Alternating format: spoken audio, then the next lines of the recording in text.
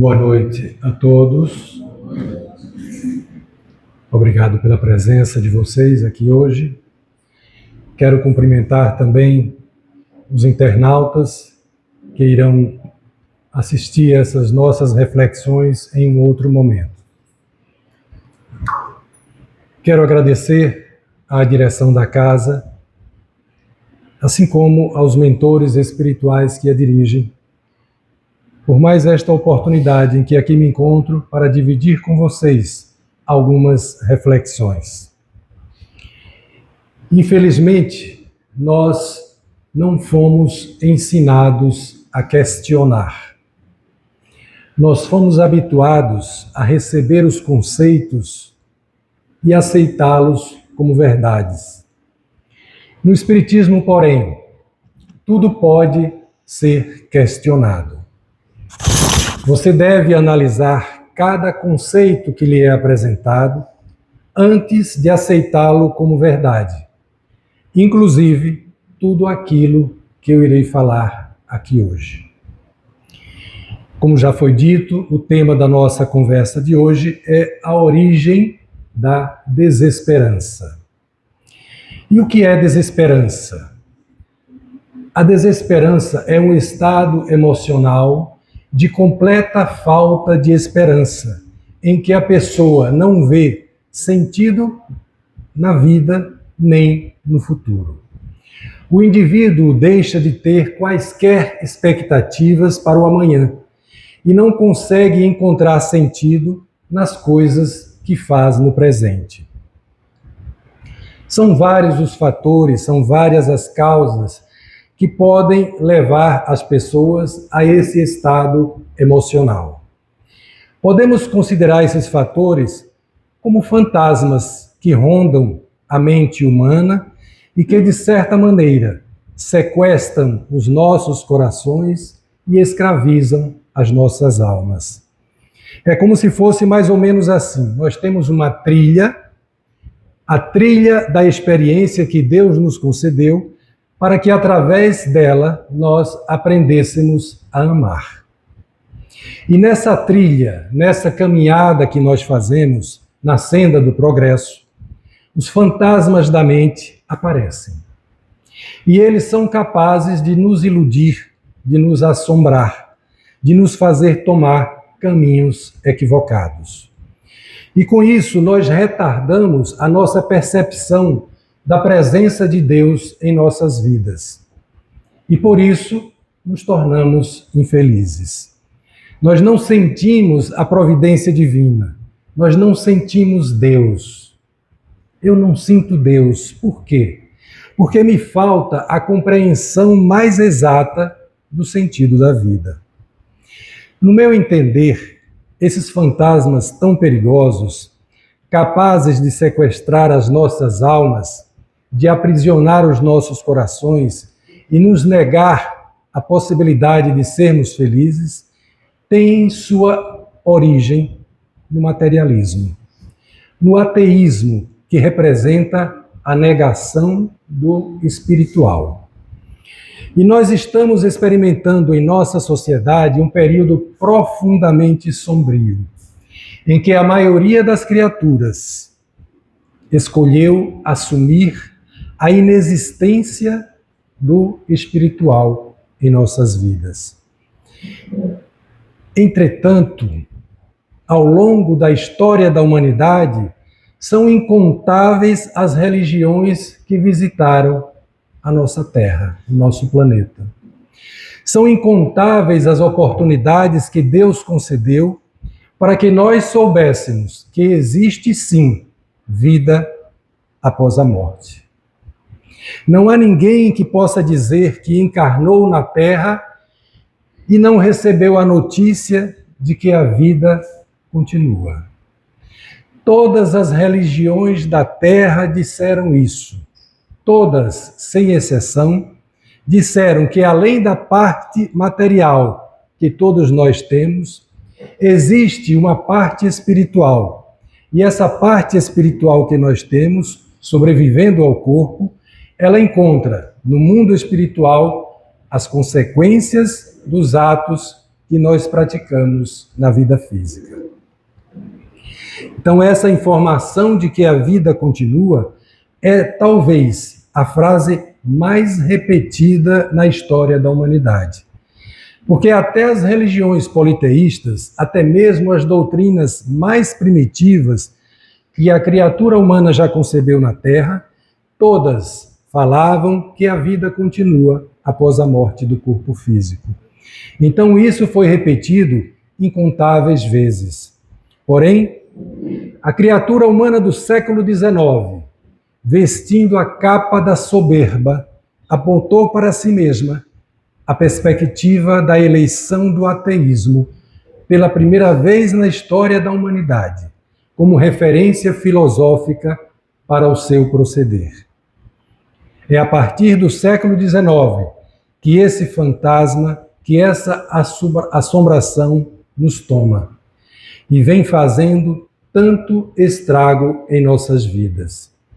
O ateísmo, a negação da figura do Criador, essa negação que foi incorporada como pensamento dominante na humanidade a partir do século XIX, tem feito um exército de infelizes em nossa humanidade. Ele tem nos destruído, porque rouba de nós a fé. O ateísmo coloca o homem numa perspectiva em que ele não consegue perceber a presença de Deus, levando a uma leitura da vida completamente equivocada. A partir dessa ruptura com o espiritual, as criaturas fecham os olhos para as circunstâncias espirituais e se consagram apenas às realidades do corpo físico. Essa sociedade que estamos vivendo hoje, ela é o resultado disso. A semeadura do ateísmo no século XIX promoveu no século XX a ruptura com uma série de parâmetros da fé e jogou no século XXI esse resultado que nós temos aí. Está aí o resultado do ateísmo na nossa sociedade. Quando nós não reconhecemos a presença do espiritual em nossas vidas, quando nós não admitimos a presença de um Criador, como se torna difícil a existência? Porque a fé, quando ela é apunhalada pelo materialismo, são também apunhaladas as três filhas que a fé possui. A esperança é a primeira filha da fé, porque com a fé nós temos a certeza de que dias melhores virão. Nós temos a certeza de que tudo vai passar, que Deus está no comando de todas as coisas. Então, aqueles dias amargos, eles passam mais fáceis.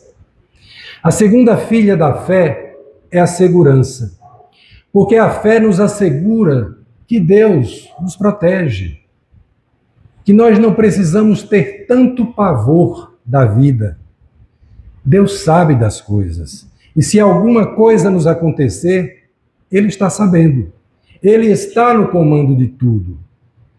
E a terceira das filhas da fé é a temperança. Então nós temos a esperança, a segurança e a temperança, como as três filhas que decorrem das nossas crenças. Quando por algum motivo alguém apunhala a fé e nega a existência do espiritual em nossas vidas, essas três filhas também sofrem a consequência do processo de descrença da criatura humana. Sem esperança, sem perspectivas para o amanhã, o homem desenvolve a ansiedade. Ansiedade que atualmente leva um grande número de pessoas a frequentarem os consultórios de psicólogos e psiquiatras. Ansiedade que vem de onde? Da desesperança. E de onde vem a desesperança? Da falta de fé. De onde vem? Do ateísmo. Então nós hoje estamos ansiosos porque perdemos a fé. Quando perdemos a fé, ameaçamos também a nossa certeza no sentido da segurança interior. Sem essa segurança, nós desenvolvemos o medo. E o medo nos joga na depressão. A depressão, esse mal que hoje se espalha de maneira avassaladora em nossa sociedade. A depressão que faz um exército de vítimas todos os dias. A depressão que eleva a níveis alarmantes as taxas de suicídio. E como consequência final, a terceira filha da fé, que é a temperança, também perdeu o sentido. Para que ter equilíbrio nas minhas ações? Eu não vou ter ninguém para me julgar, para me condenar pelo que eu estou fazendo. Não existe consequência para o que eu faço. Ora, se Deus não existe, então, por que razão eu tenho que ter uma conduta equilibrada e me privar daquilo que me dá prazer? E por conta disso, eu me lanço aos excessos de toda ordem. Desacreditando que a vida imortal exista, eu me projeto na loucura de todos os excessos que a nossa sociedade oferece. Não é de se admirar os níveis alarmantes de drogadição que a nossa sociedade experimenta. Não é de se admirar o avanço galopante do vazio existencial das criaturas, que não sabem mais por que vivem. Muitos de nós não sabemos mais o que somos, não sabemos mais para onde vamos. Nós perdemos as bússolas de nossas vidas. Como diz Joana de Ângeles, a pior privação é perder a fé e prosseguir vivendo. Porque é como se alguém que fosse um navegante quebrasse a bússola durante a viagem. Isso é perder a fé. Eu já não sei mais para onde eu vou. Eu não tenho mais referência de norte. Eu não sei mais o que eu preciso fazer.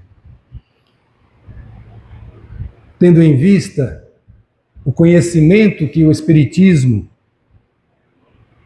proporciona, obviamente, para aqueles que se dispõem a estudá-lo, nós estamos convencidos de que nenhuma outra doutrina ou filosofia de vida oferece tantos recursos como a doutrina espírita para que a criatura humana possa lidar com os desafios existenciais. Mas será que nós, espíritas, estamos imunes em relação a esses fantasmas que rondam as mentes das criaturas e que as levam à desesperança? Infelizmente, os fatos demonstram que não. E por que é que nós ainda não estamos livres desses fantasmas? Por um motivo muito simples. Porque apesar de todo o conhecimento disponibilizado pelo Espiritismo, nós ainda não internalizamos esse conhecimento. Nós ainda não o colocamos em prática. Porque para sermos verdadeiramente espíritas, nós devemos internalizar, incorporar em nossa vida os 5 princípios básicos do Espiritismo, que são Deus, imortalidade da alma, evolução espiritual, reencarnação e comunicabilidade dos espíritos.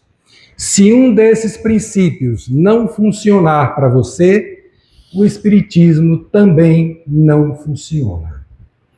Você não pode ter dúvidas quanto a esses princípios. Você precisa ter certeza absoluta de que eles fazem sentido para você. Caso contrário, você pode até dizer, sou espírita, mas, na maioria das vezes, pensa e se comporta como ateu. Às vezes nós ouvimos dizer, bandido bom é bandido morto. Será que o espírita pode concordar com isso? Claro que não. Por quê?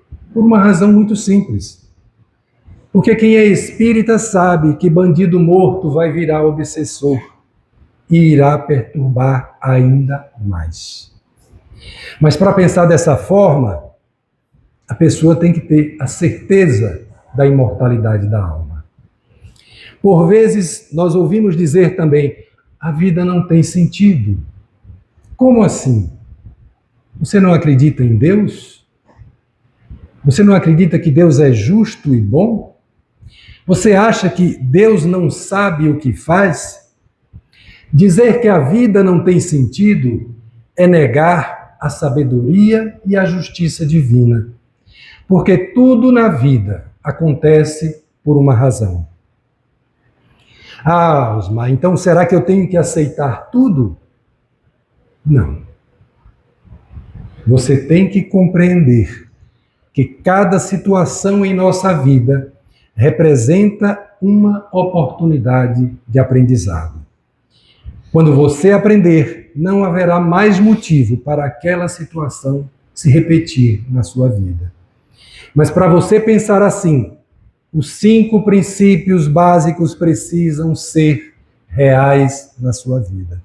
Senão, para você a vida não terá sentido mesmo.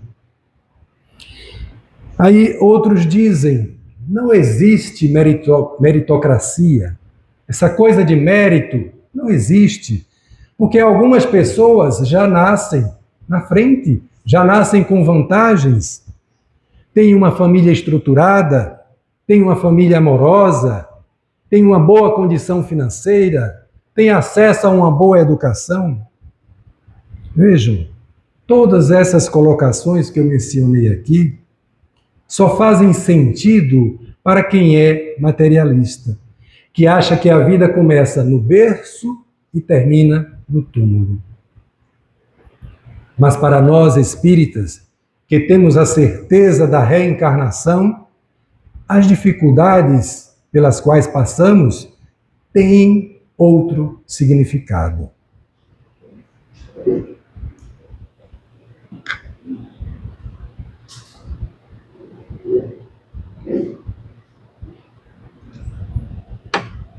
E aí vocês podem dizer, Osmar, mas às vezes o sofrimento é injusto.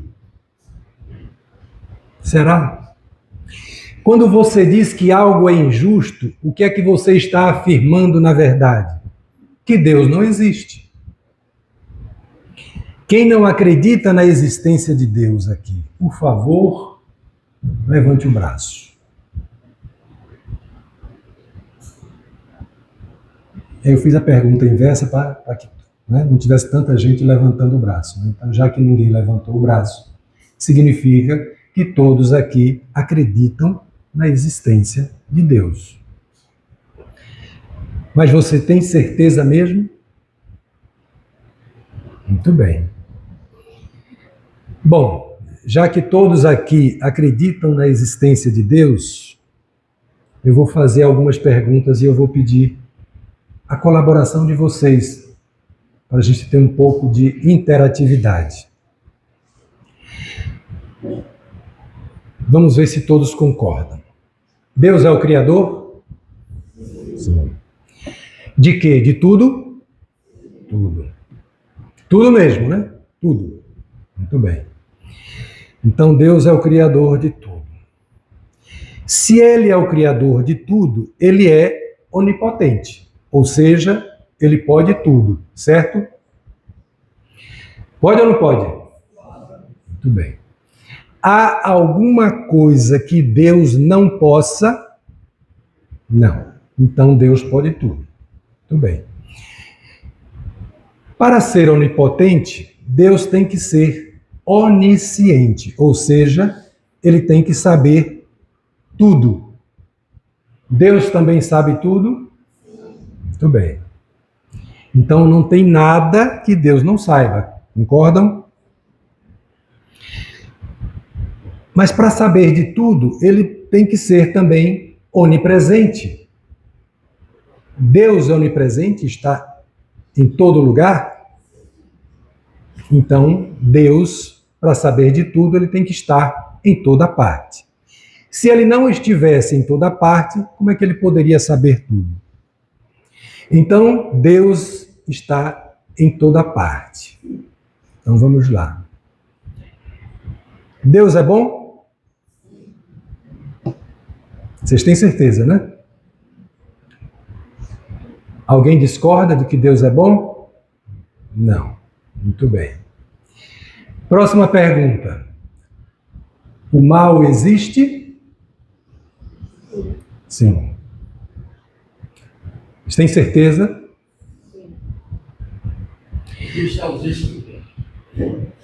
Vamos chegar lá. Mas aqui teve gente que disse que o mal existe. Se o mal existe, Deus não existe. Vocês acabaram, né? Aqueles que disseram que existe, acabaram de negar tudo o que disseram antes. Vocês disseram que Deus é bom e agora dizem que o mal existe. Vocês não disseram que Deus é onipresente e, portanto, está em toda parte? Então, se o mal existe, Deus está lá também.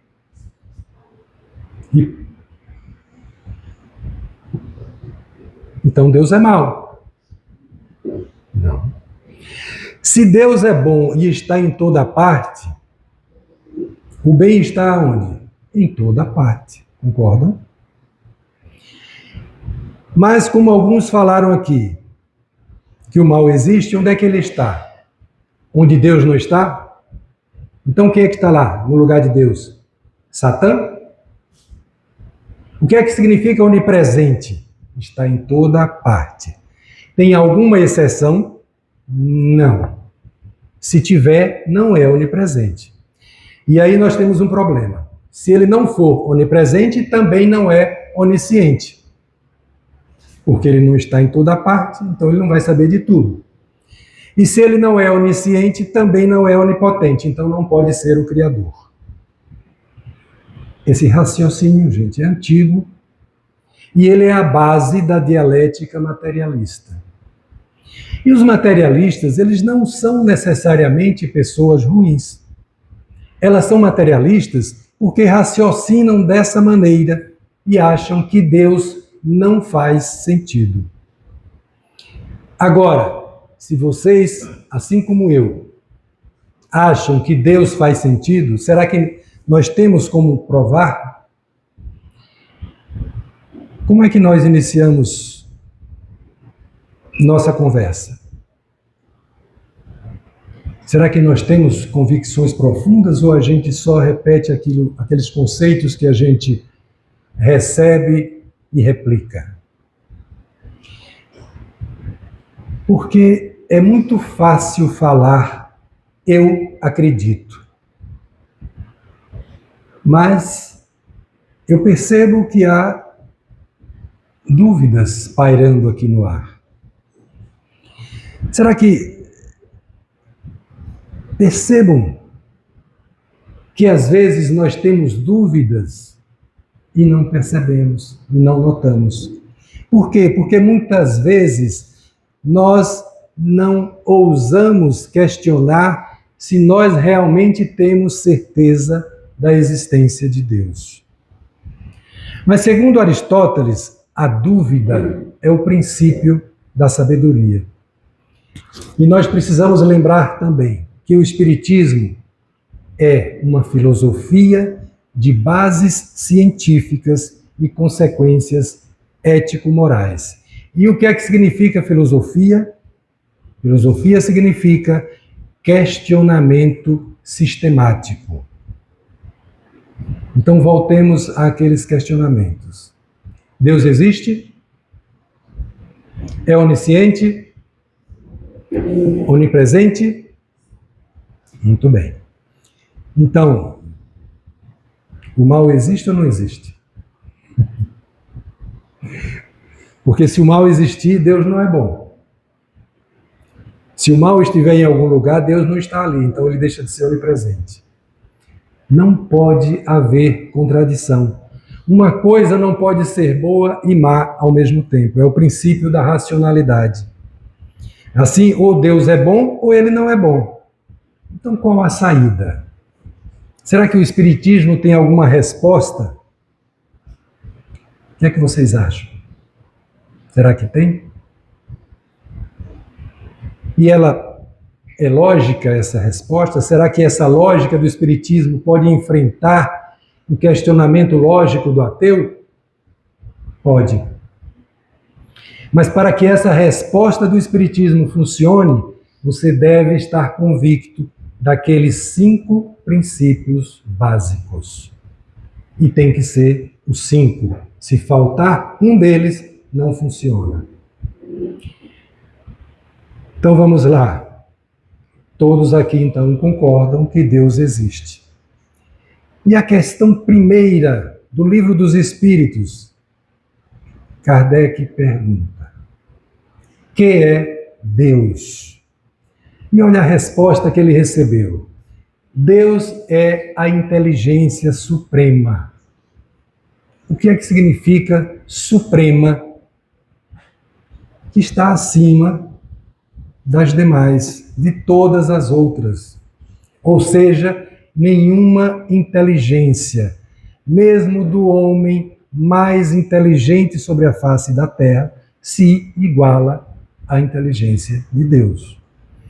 Então, qualquer coisa que Deus faça ou tenha feito, ele fez direito, ele fez correto. Mas se é assim, por que é que Deus permite que nasçam crianças em lares miseráveis, enquanto outros nascem em berços de ouro? Porque algumas crianças nascem doentes, algumas com câncer, enquanto outras nascem sadias. Ainda criança, não fez nada, coitadinha, e já sofre tanto. Isso não é coisa de Deus. É de quem, então? Do demônio? Quando nós pensamos dessa forma, é porque nós não temos a certeza de que Deus é bom. O nome disso é o quê? Descrença.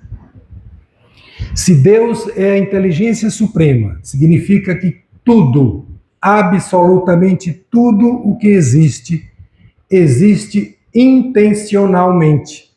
Não foi acidente de percurso. Então, o universo e tudo o que há nele tem um sentido, tem um propósito, um motivo para existir. As coisas acontecem por uma razão. E essa razão é inteligente. Ela não é burra. E além de ser a inteligência suprema, Deus é a causa primeira de todas as coisas. Será que dá para entender isso? Não há nada que não venha de Deus. Entre os atributos de Deus citados no Livro dos Espíritos, está dito que Deus é soberanamente justo e bom. O que é que significa soberanamente? De modo absoluto. Ou seja, ninguém é mais justo ou melhor que Deus. Portanto, tudo o que ele fez está certo. E aí alguém pode dizer, mas isso não está certo, isso está errado. Quando a gente fala assim, o que é que a gente está dizendo? Eu não entendi nada do que Deus quis com isso. E por que você não entendeu? Porque ele é a inteligência suprema, portanto, maior do que a sua. Na verdade, nós somos, por conta do nosso orgulho, nós somos muito prepotentes, né?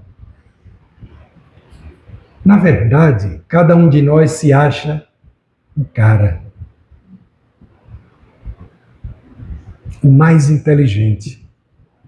Mesmo quando a gente está ouvindo alguém que talvez domine aquele assunto, né, com muito conhecimento, mas a gente sempre acha que a nossa forma de pensar é melhor. Então façamos uma analogia. Eu trago aqui um professor de matemática para explicar noções de cálculo integral. Será que todos aqui vão entender? Claro que não. Por que não? Nunca estudou aquilo. Não tem obrigação de saber. Mas Deus sabe o quê? Tudo. Então, se eu não compreendi o porquê de algo ter acontecido, o que é que isso significa? Que eu não sei o suficiente. Só isso. Simples assim.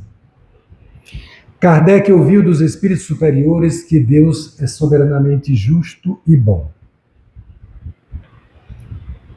Alguém aqui discorda que Deus é soberanamente justo e bom? Ninguém. Bom.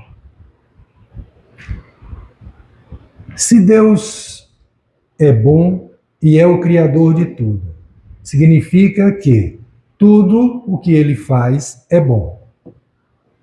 Se tudo o que Deus faz é bom, isso que a gente chama de mal é o quê? Aí meu amigo falou ali, a ausência do bem. Deus está ausente de onde? Ele não é onipresente? Então, não existe lugar onde Deus esteja ausente. Então, isso que a gente chama de mal é o quê? E aí, no capítulo 5 do Evangelho segundo o Espiritismo, o Espírito Fenelon nos diz: o que vos parece o mal nada mais é do que a ignorância do bem. Ignorância de quem? Nossa, minha, sua. Porque a nossa percepção é muito limitada, ela só enxerga a presente existência. Vamos imaginar uma situação. Uma criança de 2 anos entra aqui correndo por aquela porta e se bate ali na canela de Jurandir. Bate, ela cai e bate com a cabeça no meio da sua canela, Jurandir. Será que dói? Uma cabeçada no meio da canela? Dói. Dói muito.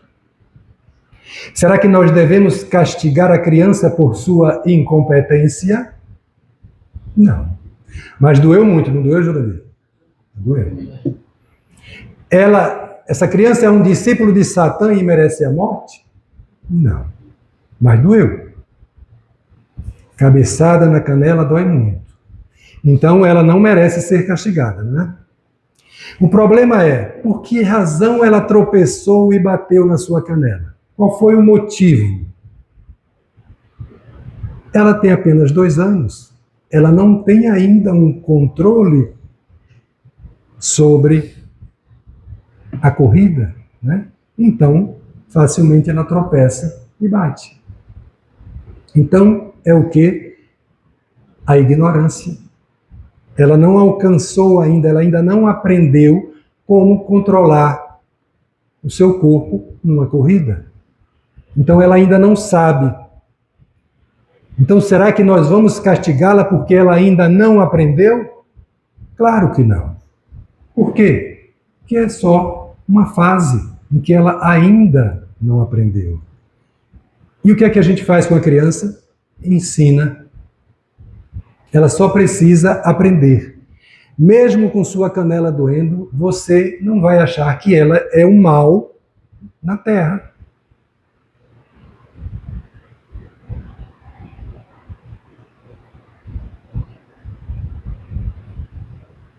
Ou seja, ela não é uma demonstração da inexistência de Deus. Agora vamos imaginar uma outra situação.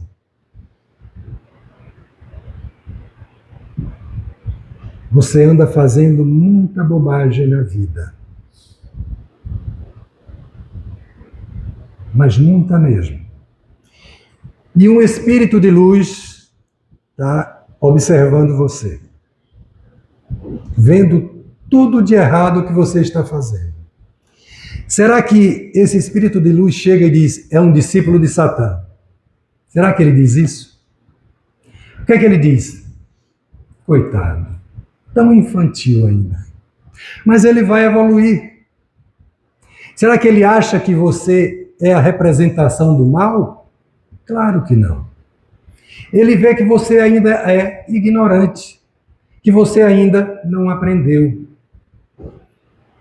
Com certa frequência, nós vemos, principalmente nos noticiários da TV, infelizmente a gente vê com uma certa frequência isso, alguém dar um tiro e matar o outro apenas para roubar um celular ou um par de tênis.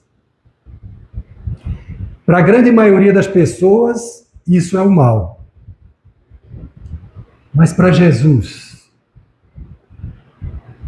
o que será? Coitado, tão ignorante. Vai demorar, claro, mas ele vai aprender. Aí o outro diz, mas a pessoa morreu. Tem certeza? A morte não existe. Então, o que nos parece o mal é pura ignorância da nossa parte. No livro Vida e Sexo, Emmanuel ensina: ninguém fere alguém sem ferir a si mesmo. Você lembra daquela situação que eu falei algum tempo atrás sobre a criancinha que nasceu com câncer? Que maldade, né? Mas houve uma certa época em que uma mulher falsificava remédio para câncer. Pensa bem, ela falsificava o remédio e vendia para alguém que estava com câncer, para alguém que sentia muita dor. Ela não se preocupava com isso, ela queria apenas lucrar, sem se preocupar com a dor do outro. Será que a gente vê isso em nossa sociedade? Mas aí ela morre e reencarna.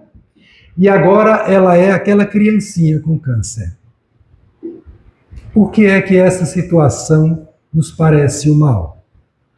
Pura ignorância de nossa parte, porque nós não enxergamos o todo, nós só enxergamos o presente. Se a justiça divina existe, todo mundo tem o que merece, certo?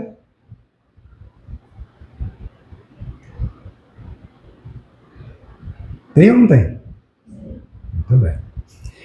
Como Deus é justo, todas as pessoas, sem exceção, têm o que merecem. Concordam? Muito bem. Então, aquele que se revolta, aquele que agride, aquele que se vinga, não acredita na bondade e na justiça de Deus. Logo, ele não acredita em Deus.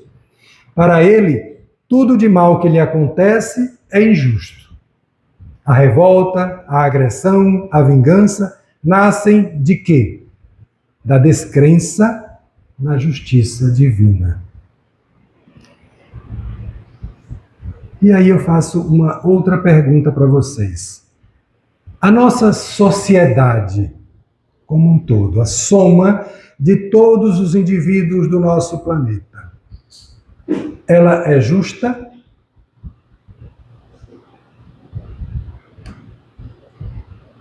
Vocês estão pensando. Vocês acham que a sociedade está indo para o buraco?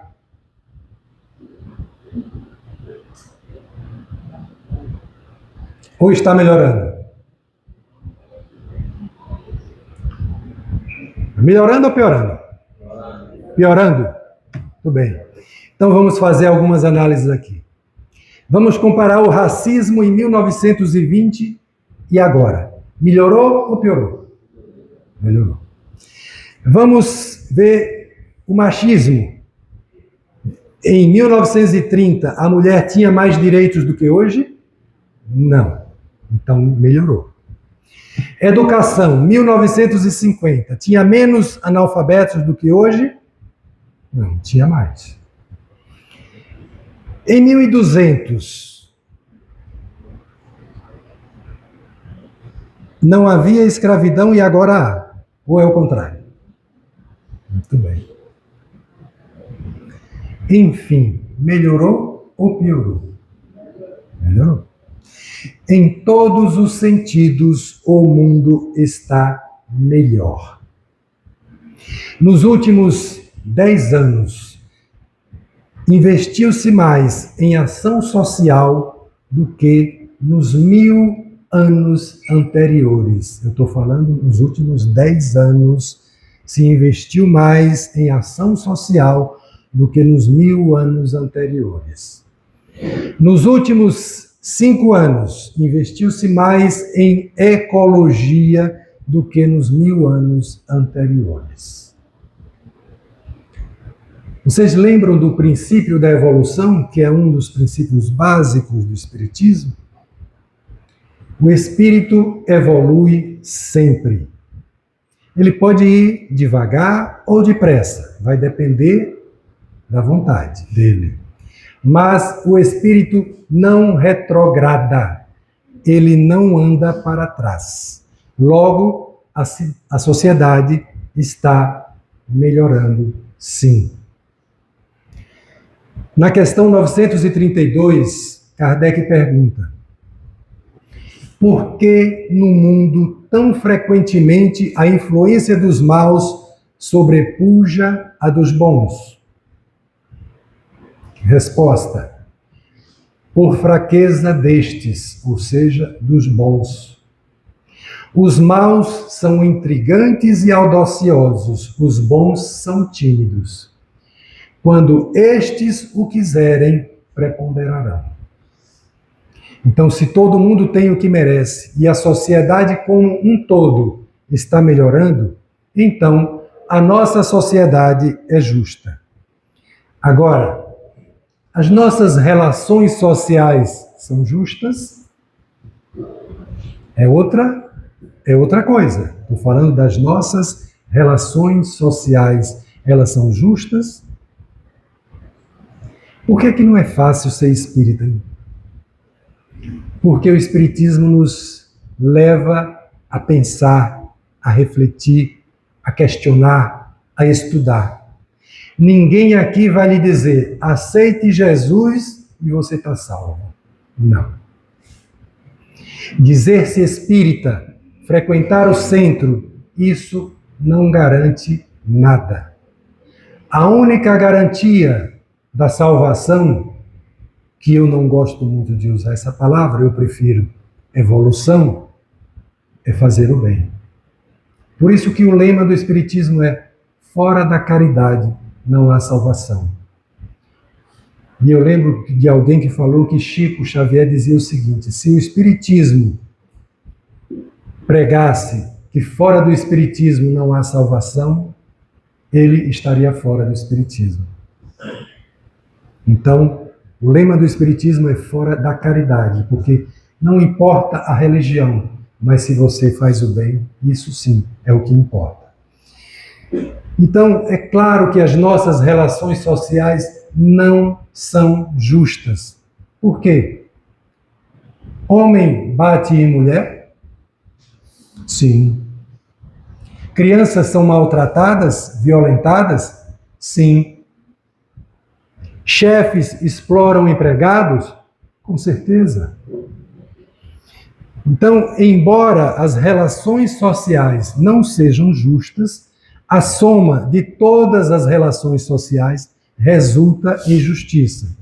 Como é que é isso? Muito simples. De acordo com Aristóteles, a justiça tem a ver com o merecimento. Então, para saber se algo é justo ou não, você tem que definir o mérito. O que é mérito? Aquilo que você faz por merecer, né? Aquilo que você merece. Mas para saber quem merece mais e quem merece menos, nós temos que saber, nós temos que definir o valor da coisa. Por exemplo, eu trouxe aqui, está aqui escondidinho, viu? Algumas flautas para distribuir com vocês. Existem umas flautas que são de melhor qualidade e outras meia boca, né? Então, umas são melhores e outras piores. Quem é que deve receber a melhor flauta?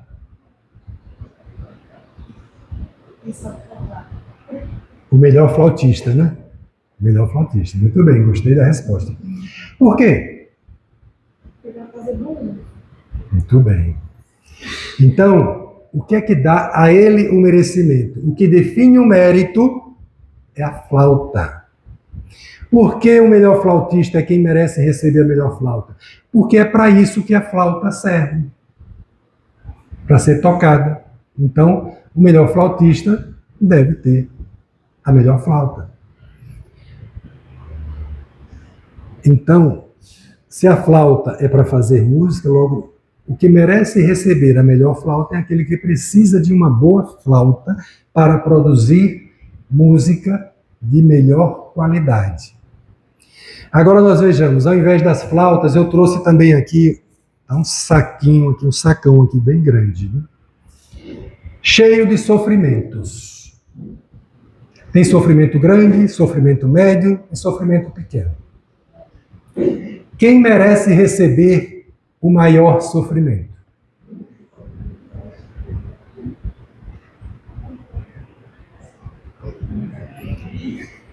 Seguindo o mesmo raciocínio, nós temos que definir para que é que o sofrimento serve.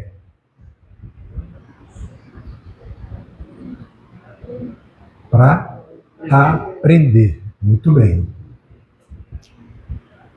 Exatamente, para aprender. Porque com o aprendizado, o ser evolui.